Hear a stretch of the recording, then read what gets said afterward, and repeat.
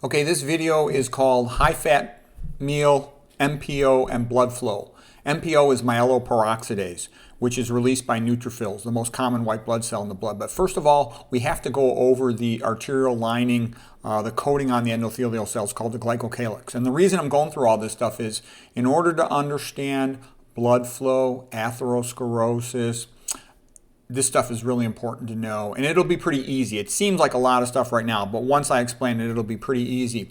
And this is going to factor into all kinds of major vascular disease, brain damage, and kidney damage. I'm giving you the components of the anatomy to make sense of it all. Trust me, I think this is a fantastic paper. I'm going to go through a paper, and it's going to be really interesting. So let's start out with the lining of the endothelial cells. Endothelial cells are the cells that cover your arteries. They're the ones that are in contact with the blood as it flows by. They have a glycocalyx on top of them. You can think of the glycocalyx as sticking up from the cell like the way trees stick up from the side of a hill. Okay?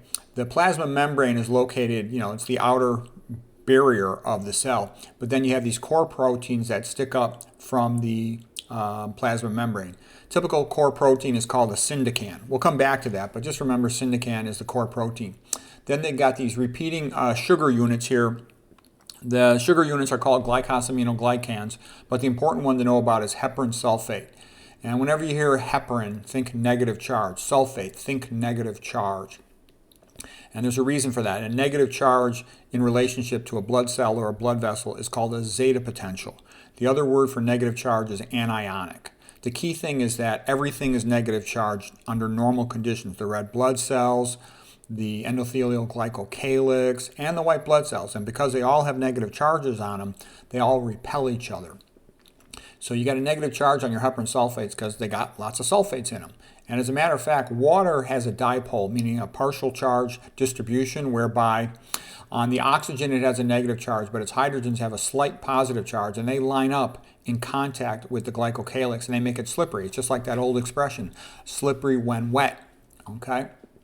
At the ends of the glycosaminoglycans, the heparan sulfate units, you have a capping with a sialic acid. It's kind of like, same thing like on a shoelace. You cap the tip of a shoelace. The sialic acids are read by the immune system for identity. If something is self or non-self, there's a characteristic sialic acid.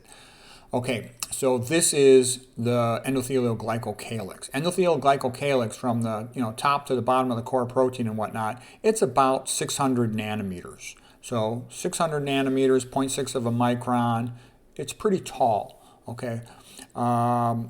That's worth knowing. We'll come back to that.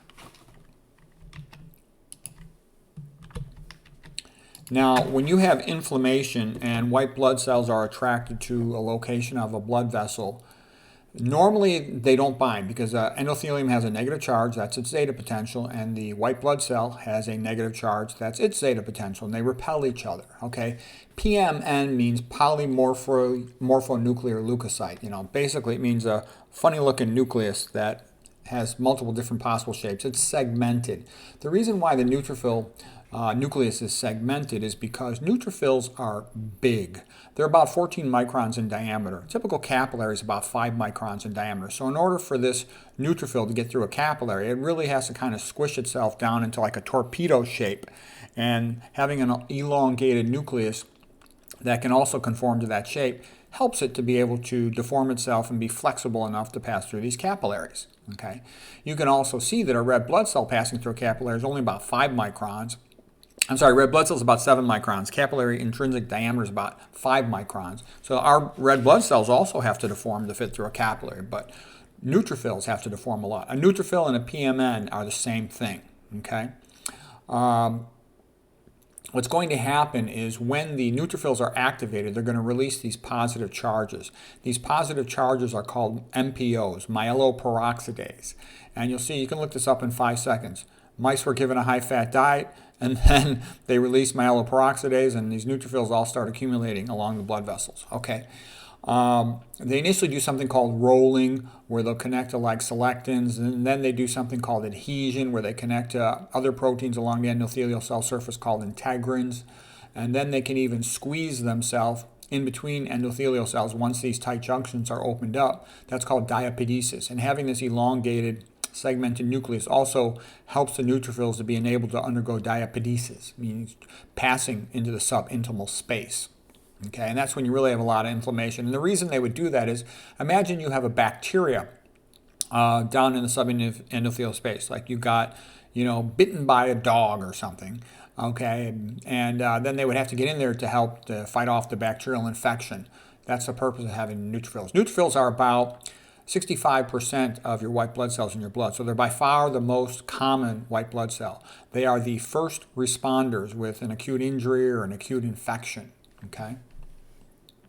And these little negative particles, these positive charges released by them are the myeloperoxidase. Okay? So to be positively charged is called cationic.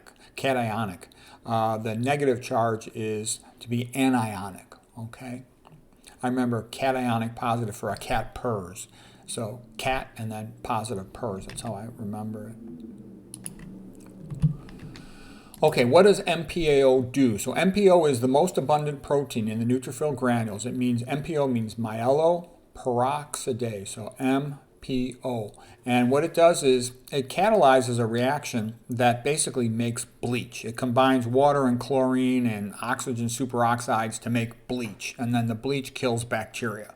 So that's what it does, because the job of the neutrophil is to kill the bacteria, to protect you from an infection, so the bacteria don't replicate inside you. Okay? And MPO has two major properties that are relevant to our discussion. The first one is, like I said, it's an enzyme, and it catalyzes this reaction to make bleach, to kill bacteria. But it also has a very, very positive charge, and that will have an effect on the endothelial glycocalyx, and that's the main topic of this talk. Okay, so here's a neutrophil floating along in the blood, and then the person eats a high-fat meal. The dietary fat then is seen by the neutrophil as abnormal, and it will become activated. When it becomes activated, it'll start releasing these little red circles called MPO, myeloperoxidase. These little red circles have a very strong positive charge. The reason is they're a protein. Myeloperoxidase is a protein, okay? And it has lots and lots of positively charged amino acid side chains that stick out from it. Those positively charged amino acid side chains are lysine and arginine. It'll have 70 of them, on its molecule. So that's tons of positive charge. And it will then bind with these core proteins coming up from the endothelial glycocalyx, because remember, they're very negatively charged. That's the zeta potential. And the positive charge of the MPOs will bind to the negative charge. So the dark blue protein here standing up, that's the core protein, the syndecan we spoke about earlier. The side light blue things are the glycosaminoglycans, meaning for our purposes heparan sulfate, okay, and they're very negatively charged. So MPO binds to the heparan sulfates, and then the whole glycocalyx will collapse downward, and that's a big deal because these glycocalyx core proteins, when they're standing up, they're 600 nanometers high. Okay, these little binding proteins like selectins, integrins, the thing we were just talking about, the selectins are only about 50 nanometers high. So you have to collapse the core proteins down in order to expose these binding proteins so the neutrophils can bind to the endothelium. All right, and not only does the neutrophil release MPOs, myeloperoxidase, it also releases these little yellow things that look like Pac-Man, and that stands for MMP, which means matrix metalloproteinase. And these matrix metalloproteinase, once they get down here to the base of the syndecan core protein, they will cut these things, they'll chop them, and then they're shed off, okay, and they go flowing away in the blood. So the relevance is that causes even more exposure of these binding proteins, okay? And this has an effect to recruit more neutrophils to the endothelium, because once one neutrophil is activated and bound there, chemicals are released that cause additional neutrophils to bind to it. So you get a bit of a vicious cycle effect. So that is quite interesting because all of this is really bad for blood flow. Okay, if you start plugging up your capillaries with these neutrophils, you're going to have a hard time getting any red blood cells past that. You're going to have a hard time oxygenating your tissue. This is part of the reason why a high-fat meal drops oxygenation of tissues by like about 20%. It's not a good thing, okay? And it takes the body a little while to reverse this, okay? Okay, number one, I try to only eat low-fat plant foods, but if I ate something inadvertently high-fat, I would eat you know, a lot of my my Esselstyn routine, eat a lot of greens, get more nitric oxide. Because also, there's a little more to it than that.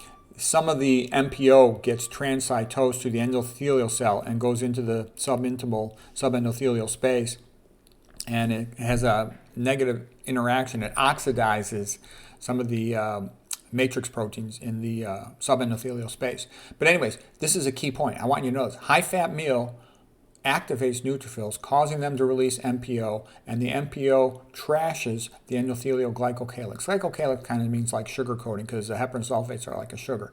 And so once it collapses them down, then the neutrophils can have exposed binding proteins and they'll bind to them. And now you're in like the beginning of forming a clot. You're in an inflammatory process and they're going to start going endothelial.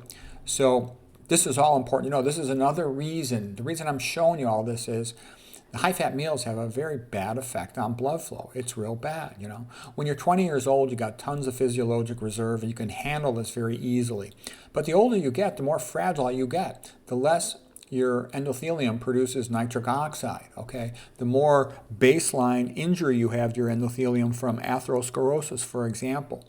So you're less able to tolerate and handle these things without doing irreversible damage. So, you know, fat is not your friend. It's like Dr. McDougall said, the biggest toxin in the Western diet is fat.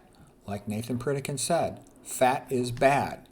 Okay, so I'm showing you all this so you don't get turned into a chump and, you know, start eating all this high-fat stuff like a lot of people are trying to sell you on the internet. Okay, this is just showing that you could reverse the effect by injecting heparin. Heparin is a medication. Notice heparin has an I at the end rather than heparan sulfate had a heparan at the end of that word, okay? And this will also have negative charges, and those will bind to the MPO and help remove it from the endothelial glycocalyx. Also, the endothelium of the arterial cells, it can regrow these core proteins. So it's a transient phenomena that the body uses, you know, to heal itself or to fight off an infection, okay?